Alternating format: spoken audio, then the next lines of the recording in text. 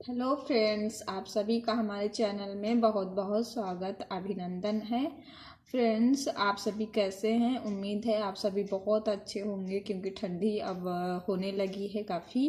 तो आप सभी को अपने स्वास्थ्य का भी ध्यान रखना चाहिए और स्वास्थ्य का ध्यान रखने के साथ में आपको पढ़ाई भी ज़रूर करनी चाहिए क्योंकि ये बहुत ही ज़रूरी है। और फ्रेंड्स, कल की क्लास में हमने शिक्षा की प्रकृति और शिक्षा की डिफिनेशन डिस्कस की थी, जो अलग अलग स्कॉलर्स ने दी है उसी को हमने डिस्कस किया था। कुछ जो रह गई थी उसको डिस्कस किया था हमने।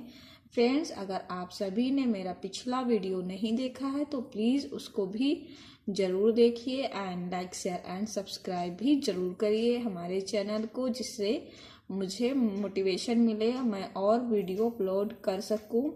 और क्या तो फ्रेंड्स, आज की क्लास में हम डिस्कस करने वाले हैं शिक्षा की वैज्ञानिक अथवा कलात्मक प्रकृति, यानी कि scientific and artistic nature of education. Friends, ये सब बहुत ही इम्पोर्टेंट है, सब्जेक्ट है। ये पहला पेपर है हमारा सेमेस्टर 1 जो बीएड में है कानपुर यूनिवर्सिटी। तो आप सभी को पता होना चाहिए इसके बारे में और इसकी पढ़ाई भी बहुत अच्छे से करना चाहिए। तो फ्रेंड्स, अब हम स्टार्ट करते हैं आज की क्लास। तो क्या है फ्रेंड्स, शिक्षा की वैज्ञानिक अथवा कलात्मक प्रकृति। अब इसको हम शुरू कर रहे हैं। तो शिक्षा यानी कि विज्ञान अथवा कला, एजुकेशन आ science as well as art. ठीक है, यानी कि साइंस और आर्ट। फिर देखते हैं शिक्षा विज्ञान है।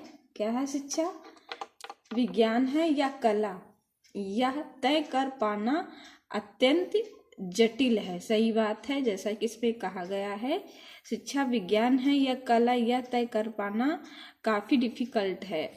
परंतु अधिकांश शिक्षा शास्त्री शिक्षा को ना तो विशुद्ध विज्ञान मानते हैं और ना ही विशुद्ध कला, यानी कि जो हमारे शिक्षा शास्त्री हैं वो विज्ञान को ना ही विशुद्ध मतलब प्योर शिक्षा को विज्ञान ही मानते हैं और ना ही इसको आर्ट ही मानते हैं। और फिर क्या है, इसके अनुसार शिक्षा विज्ञान अथवा कला दोनों ही हैं। क्या है? दोनों ही हैं। फिर क्या कहता है, विज्ञान का उद्देश्य सत्य की खोज और तथ्यों का निरूपण करना है। वेरी इंपॉर्टेंट पॉइंट है इसमें। विज्ञान का खोज उद्देश्य क्या है? सत्य की खोज, ठीक है, और तथ्यों का निरूपण करना है। इसमें नियम दृढ़, अटल और अपरिवर्तनशील होते हैं, यानी कि जो नियम होते हैं वो अपरिवर्तनशील होते हैं। अतः शिक्षा में वैज्ञानिक विधियों का सहारा लेकर हम कह सकते हैं कि शिक्षा को विज्ञान के अंतर्गत माना जा सकता है। ठीक है फ्रेंड्स। फिर है, परंतु शिक्षा को विशुद्ध विज्ञान नहीं कहा जा सकता क्योंकि विज्ञान के नियमों की तरह इसके नियम भी बदलते रहते हैं। यानी कि शिक्षा कैसी है, तो ये बिल्कुल साइंस की जैसी है, क्योंकि जैसे साइंस में नियम बदलते रहते हैं वैसे ही एजुकेशन के भी नियम बदलते रहते हैं, ऐसा इसमें कहा गया है। फिर है नेक्स्ट पॉइंट हमारा, हमने क्या लिया है यहाँ पर, इम्पोर्टेंट पॉइंट है फ्रेंड्स। इसमें समझाने वाला कुछ विशेष है नहीं, तो हम इसको बस थ्योरी बेसिस से के अकॉर्डिंग पढ़ते ही जा रहे हैं।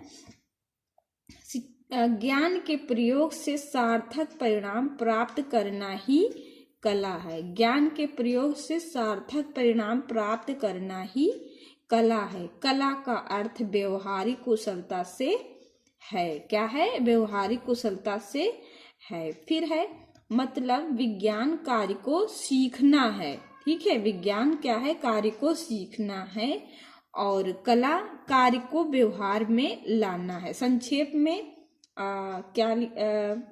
संक्षेप में क्या दिया है? कला का उद्देश्य क्या है?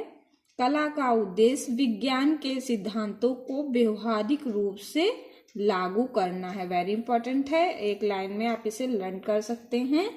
कला का उद्देश्य विज्ञान के सिद्धांतों को व्यवहारिक रूप में लागू करना है, ऐसा इसमें कहा गया है। ठीक है, फिर नेक्स्ट पॉइंट देखते हैं फ्रेंड्स।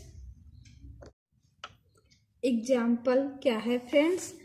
एक डॉक्टर केवल औषध शास्त्र को ही नहीं जानता बल्कि एक मरीज को व्यवहार में लाने की कला भी जानता है। तो बहुत अच्छा एग्जाम्पल है, इसमें कुछ भी समझाने वाला नहीं है। जैसे कि आप बीमार होते हैं, डॉक्टर के पास जाते हैं तो वो सिर्फ आपको दवाई ही नहीं देता बल्कि इसको आपको अपने तरीके से हैंडल भी करता है और पॉजिटिव एनर्जी भी देता है। ठीक है, तो कहने का मतलब इसमें ये है, विज्ञान शिक्षा अर्थात शिक्षा विज्ञान एवं कला दोनों का संयोजन है। शिक्षा क्या है?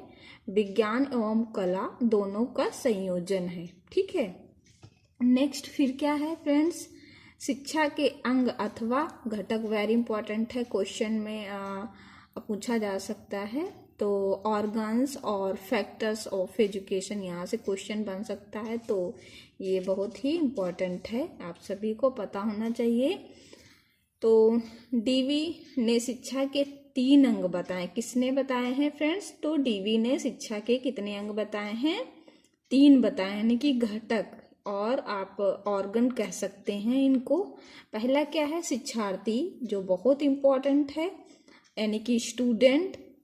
फिर शिक्षक यानी कि एजुकेटर। ठीक है, नेक्स्ट पाठ्यक्रम यानी कि करिकुलम। ये 3 अंग हैं किसके? शिक्षा के। ये किसने बताया है? डीवी ने ऐसा कहा है। फिर है शिक्षण तकनीकी और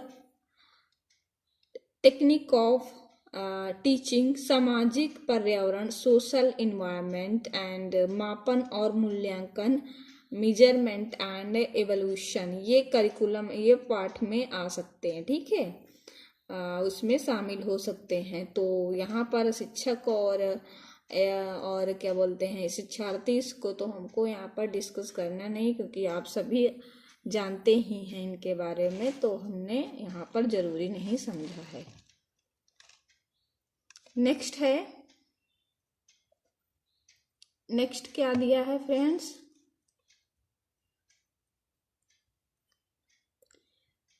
शिक्षा, शिक्षण और सीखना इंपॉर्टेंट है। Education, teaching and learning.